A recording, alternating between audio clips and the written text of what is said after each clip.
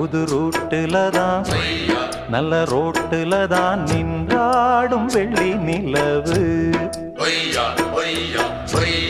இந்த ராத்திரியில் ஒரு யாத்திரையில் பூவோடு காத்தும் வருது.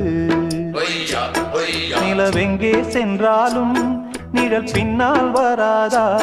நீ வேண்டாம் என்றாலும் அது வட்டம் ஈடாதா? புது ரூட்டுல தான் நல்ல ரோட்டுல தான் நின்றாடும் வெள்ளி நிலவு.